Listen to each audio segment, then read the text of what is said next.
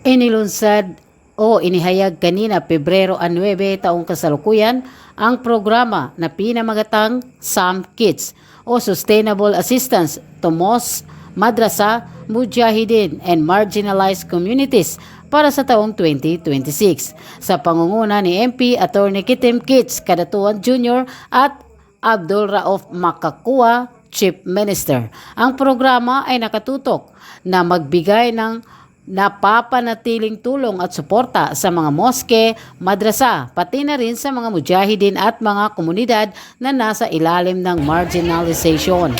Nitong Pebrero 9 ay isinagawa ang turnover at pagpirma ng MOU ng tanggapan ni MP Atty. Kitim Kadatuan at ng LGU Datu Saudi MDS na pinangunahan ni Mayor Basir Banjo Uto ang 1,000 na piraso ng sako ng mga bigas na tag 10 kilo bawat isa. Ipapamahagi ito 2 araw bago mag-Ramadan ani Mayor Uto at dagdagan pa niya ito. Samantala ay tinungo din ng tanggapan ni MP Kadatuan ang Barangay Kitango upang mamahagi din ng bigas at sa kanilang staff, ayon sa kanilang staff ay lahat ng barangay ng Datu Saudi ay kanilang tutunguhin upang makapaghatid ng naturang programa.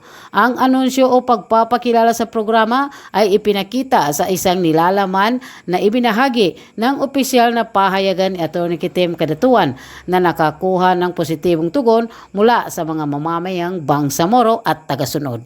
Ito ang inyong kabangsamoro Tet Uyag.